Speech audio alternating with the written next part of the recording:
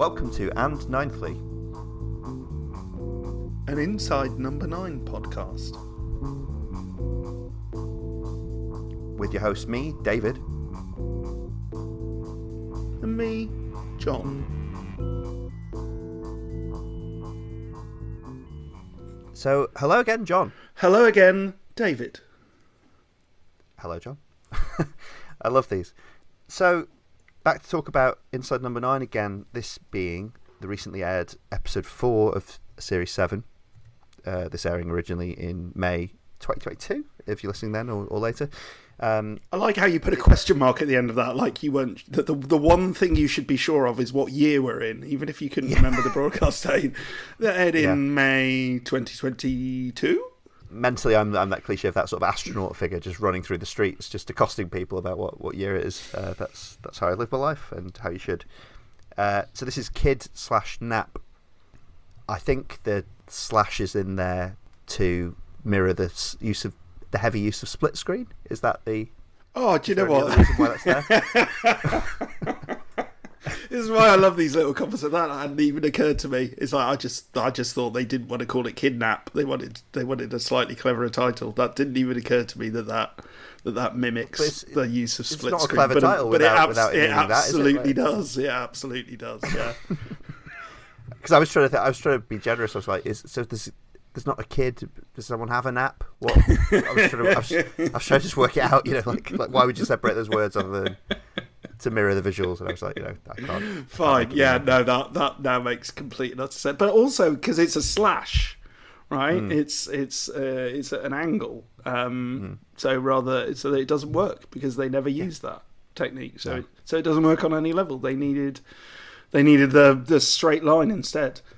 So that starts our critical takedown of this episode. Yeah, come on, asterism fans. What's the glyph called? That's the standing up straight divider. Asterism fans. Yeah, asterism fans of punctuation and weird glyphs and making fun of me for using weird terminology. In interrobangs and the like.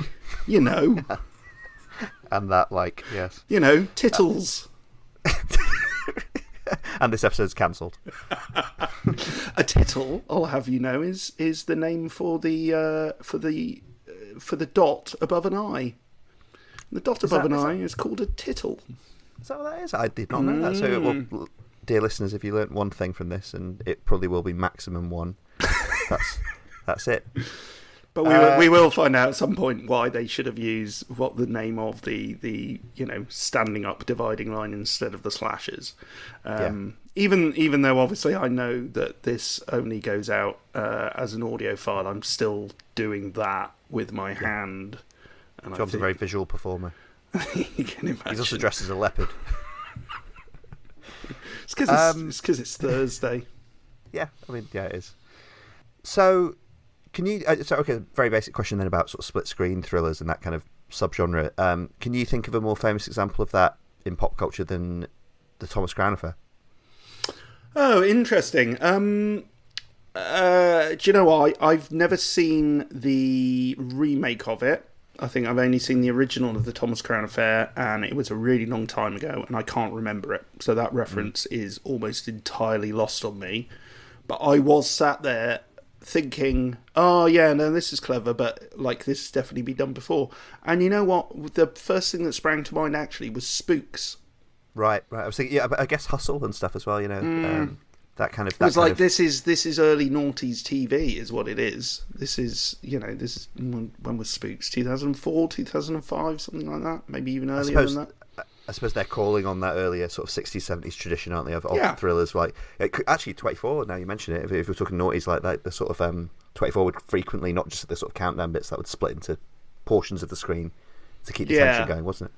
Because obviously the whole gimmick of 24 was things are happening simultaneously at different places, Yes, that's true, yeah. And also there was that, terrible car advert where they basically regenerated Steve McQueen that use that similar kind of kind of thing. So I don't know if that is actually a reference to Bullet. I haven't seen Bullet in years either. I don't know if that actually happens in that. Well, he's in the Thomas Crown Affair, so I think it's partly. Oh, is he? Oh, okay. So it's more about Thomas Crown. I told you it was a long time since. Bullet as well. You want to get Bullet in as well. You know, if we're doing Steve McQueen worship, you want to hit all the notes. Yeah. All the tittles. You want to get all your tittles dotted. Oh, nice. Cross all your eyes. Dot the tittle the I's and the J's. Tittle the I's and the lowercase J's. Anyway. Otherwise, where would we be? Yeah. Indeed. Look at us avoiding talking about this episode. So here's the thing, right? Because this, for this one, did listen to the Inside Number 9. I always get the wrong podcast where Shearsmith and Pemberton talk about the show and the ins and outs of making it, which I've referenced before on the show. Very interesting listen, and actually they go quite deep on the making of it and of the recording of simultaneous action happening in different locations, often actual fully different locations, not even the same studio. They talk about some of the the houses, the sets that they used, some of the coordination, some of the I think Shearsmith talks about having to do one of his speeches in this that he had to both memorise but also do with very specific timings to make it line up and everything. Really interesting stuff, really interesting technical stuff, actually, genuinely, not without sarcasm. Possibly more interesting than anything in the episode itself, really. Discuss. Okay, it's it's where are we? Episode 4. But if you've got a weaker episode, you're going to stick it in the middle, right? So, yes, it is. Let's say flat out on the top, I think this is the weakest episode so far. But by other standards, it's an episode of Inside Number 9. So there's loads in it to like. There's loads in it to enjoy. But we're comparing it to the rest of the series and indeed the rest of their work. So perhaps we have unreasonably high expectations, or we feel that we have more ownership over it, that we expect certain things from them each time. Yeah. Why doesn't it work, David? Why doesn't it work?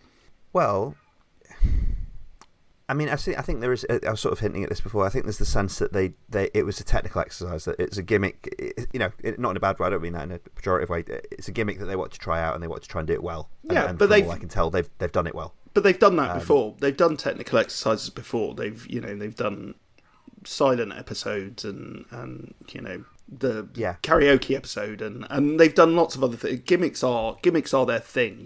They often start with a gimmick as a constraint to write against. However, I think I know what you're saying, that maybe this is a very technical one, because they're using a directing technique rather than a writing technique. This is not on the page. If you omitted camera angles and editing, this story is slightly absurd and also slightly dull. I think maybe that's the problem. I think maybe that's what we're driving at here. Well, it's interesting that we've just come off discussing one in our last episode about crime, thriller, and detective cliches, isn't it? And then we go straight into this one. You know what? Let me try and explain why I don't think it. I think it works. I just don't think it's very particularly interesting. So one of my favourite episodes that we talked about on episodes of the EscapeGoat podcast is The Devil of Christmas. That's one of my favourite episodes of Inside Number 9 ever, and that is shot in a very particular way. Was a technical challenge to make. Brings up associations with old forms of film and TV making. Is very entertaining and very amusing and sinister. But it also, there's an Inside Number 9-y, not just plot twist, but resonance to what they do with that, and twist on the very medium itself that they're doing it in, that makes that a very interesting piece of work. And I think I described it to you as probably, in my opinion, the best episode of Inside Number 9, whether it's my favourite or not. It's this doesn't do anything like that. So I was thinking. So obviously, we will talk about some interesting things and highlights and stuff. Playing around with the space where like a third of the screen or half the screen or whatever is set in two different locations, or at least focusing on two different characters. There's no. And I'm not saying I'm just pulling one out of my own head here, what you would do cleverly with this, but there seems to be no kind of third act thing where, or even just rug pull where the characters are in space and how they're separated is plot important or says something interesting about the film or does something a bit that, you know, only Shearsmith and Pemberton in their pomp could flummox you with, you know, could hit you with. There doesn't seem to be anything like that. My notes are full of funny little moments or lines or that's a fun shot or sort of things like that. You know, there's not really any kind of oh my god moment. Yeah, no, there's definitely not. Interesting that you mention the kind of technicality of it. I don't know if they talk about that. Do they mention the Kushelov effect at all in the Inside Number 9? Pretty sure not by name. No. What do tell? So one of the questions I actually had right from the beginning is one of the very first scenes when she's sat on the toilet and you see the pint glass with liquid going into it, and then Danny Mays drinks the liquid, and it's like, oh, did he just drink his own piss? Which seems like a really bold way to open anything to show someone drinking their own piss. But actually there's nothing to indicate that it is his piss, right? Because you cut back to him and he stood there in his underpants, but there's nothing to indicate that that's not some other ordinary kind of liquid. They might be suggesting that he drinks his own piss. Certainly he's unhinged and he could drink his own piss. But I think what they're doing partly is something called the Kushelov effect. And this is one of the great Russian montage theorists of the 1900s, the early 1900s of cinema, where he realised that what editing could do would be that if you showed an old lady and then you showed a bowl of soup and then you cut back to the old lady, you would get the impression that the old lady was hungry. And it's only through the editing that you get that, basically. So just a shot of the old lady is not enough, but if you show a bowl of soup, we think that she's looking at the bowl of soup, and therefore we infer onto that she is hungry. So we read on. This is the one where they use identical shots of, say, the old lady, isn't it? You know. Exactly right. Yeah. So it's just occurred to me. That by having her sitting on the toilet at the exact same time that you have this liquid going into the pint glass, that's exactly where our brain goes. It kind of goes, okay, well, I'm already thinking about someone taking a piss, so now I'm assuming that the liquid going into the pint glass, when we cut back to Danny Mays, is him taking a piss. I don't know. You're right. I mean, that is at the cleverer end of the way they play with it, isn't it? Like you know, whilst also being, you know, their kind of puerile moments that they still get in occasionally and everything. I suppose there's also just the simplest thing of, like, you know, them brushing their teeth in parallel, her doing it in quite a glamorous middle class surrounding, and him doing it in a hideout, you know, with his finger. You know, just little gags like that, you know, which are just contrast gags, you know. Yeah, absolutely. Sort of gag that you do in any sitcom, really. It's just you'd cut between them in that, you know, wake up in the morning sequence, you know. Yeah, it's I'd say possibly one of the more interesting things going on here at the beginning as well is that she has she's got a black eye. She's got a black eye, and I thought the story was going to... Daisy Haggard. Daisy Haggard. Thank you. I was just about to look her up. She's worked with them on Psychoville. Actually, she's another Psychoville alum.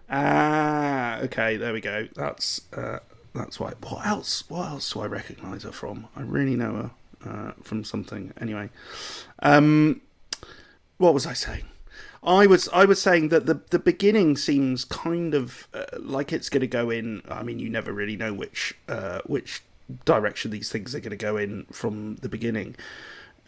But yeah, there was a sense of... I got this sense of threat. I got this sense of, you know, there'd been a big argument the night before and she'd woken up. You know, she's obviously woken up in bed next to someone who we don't see because of the split screen, and she seems to be in some distress. And I wondered where this was going to go. But then it just turns into this story of her, you know, wanting a divorce and not getting one, so kidnapping herself. And there never really seems to follow through on this suggestion of abuse. Thankfully, I guess it never really follows through on that sense of threat and distress. It kind of turns it into a bit of a game. It turns it into it does turn it into a comedy. It turns it into a farce, basically. I just realised it's the Bonnie Lebowski plot, isn't it? It is the Bunny Lebowski plot, yeah. It is exactly the Bunny Lebowski plot. I mean, I'm sure there's older noir versions of it and stuff, but that's what's just occurred to me, Yeah, no, you're absolutely right. So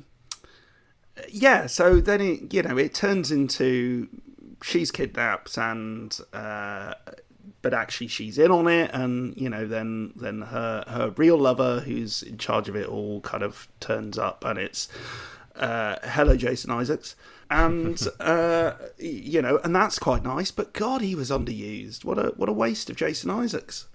Yeah, playing kind of I suppose he is devious because he's part of this plot, but playing like a weirdly kind of earnest, not simple, but like kind of a quite, he's just doing what he says he's doing kind of thing, quite a childish character in some ways. He seems like...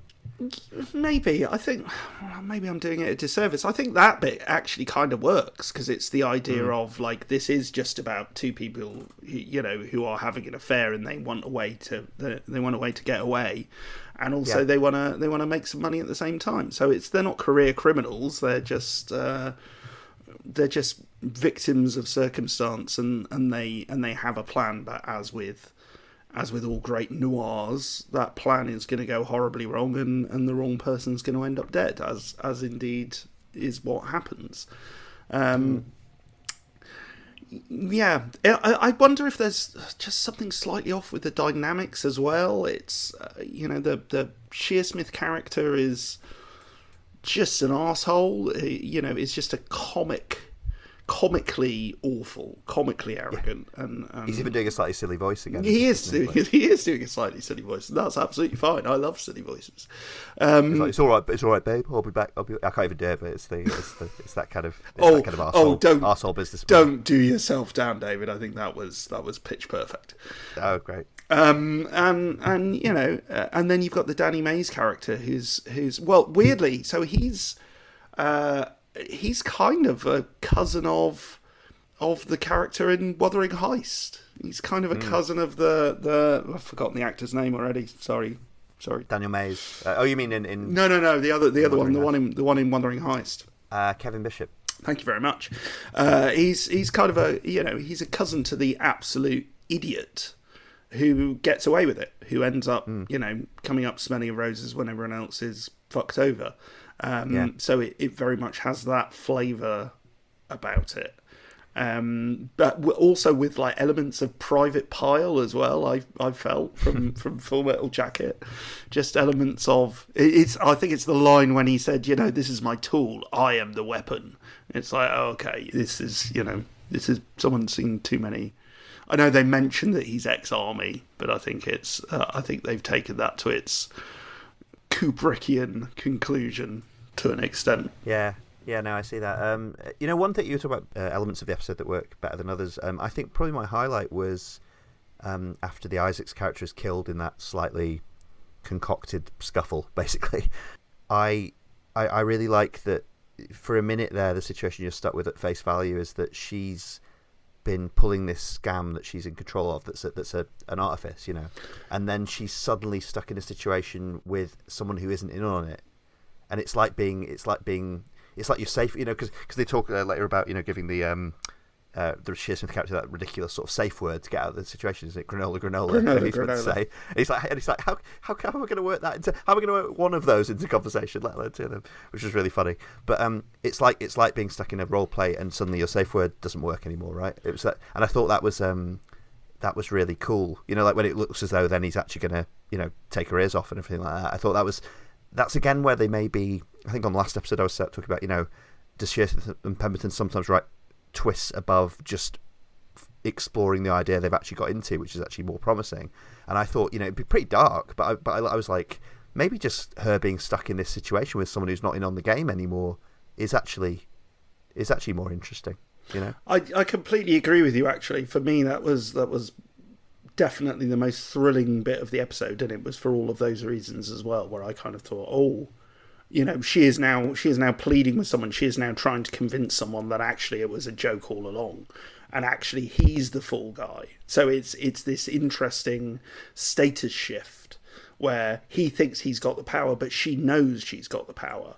And then Jason Isaacs dies, and she no longer has the power, and he actually does have the power. So that it's one of those very interesting character status games that you play where you can just flip it immediately, and that was very, very interesting. And I did wonder where that was going to go and what they were going to do with that. Because then you could get into a really fun thing, couldn't you, where it's like she's torn between still trying to get away with the original plan and just genuinely trying to get herself rescued. Yeah, and this is why I feel that the ending was a bit of a damp squib as well, I guess, because they kind of follow that through, and they show her having her head bandaged up and her ears being bandaged up, and again, there's no sense that while he's doing that this is, fake, that this is a game. We see him bandaging up and bloodstains on her ears, with her looking, pained.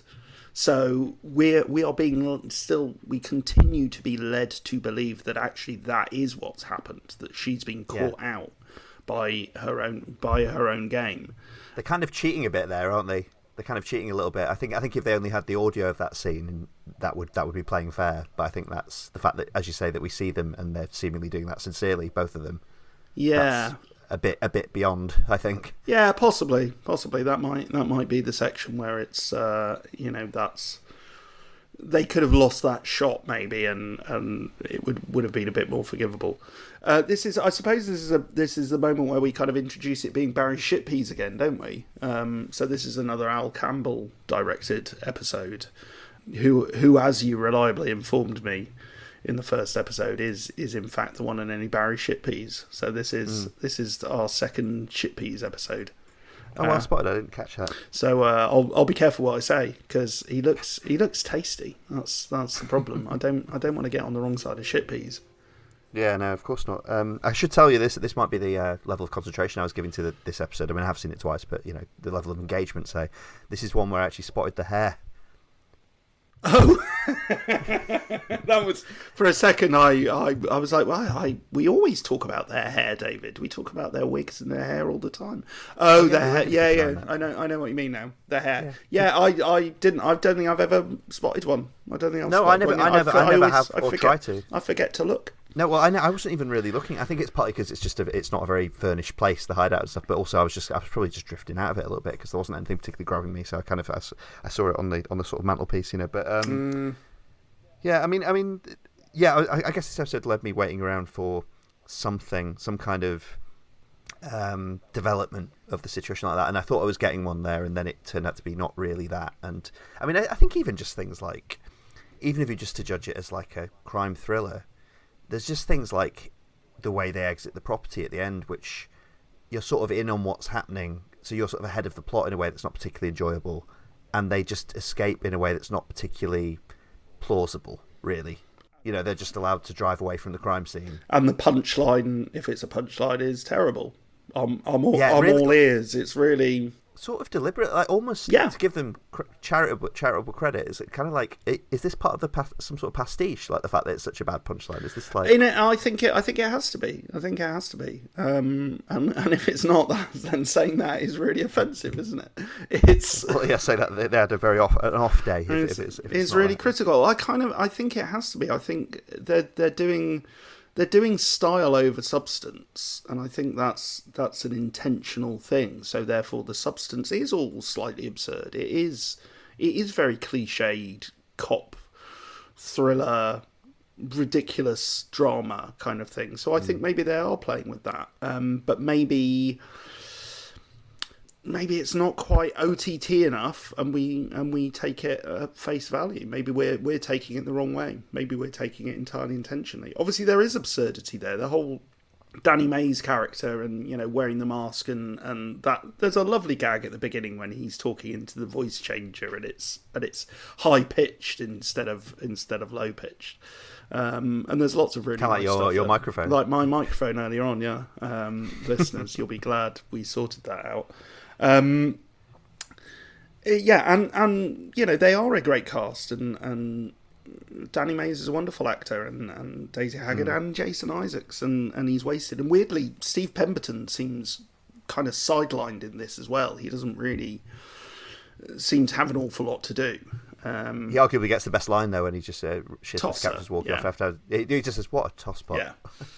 which is great. But yeah, it's funny you talk about the masks. So obviously, in terms of precedent, you've got not only Wuthering Heist, but you've also got, and that's obviously a crime thriller of sorts as well. But you've also got back in the League of Gentlemen's Christmas special, you have that sort of secret society made up of Royston Vasey characters. I think all of whom are wearing Postman Pat masks.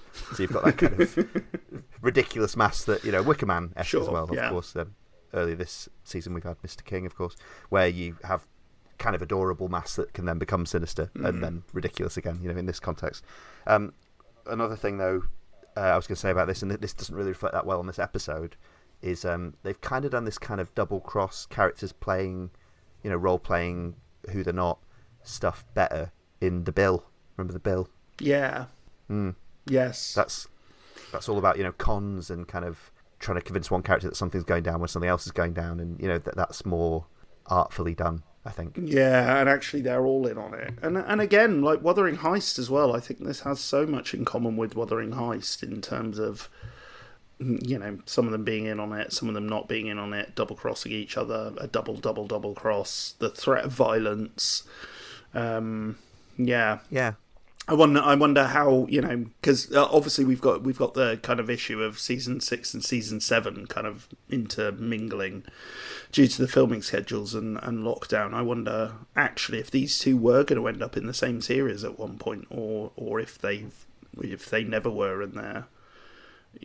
How far apart were they written, I guess, is what I'm asking myself.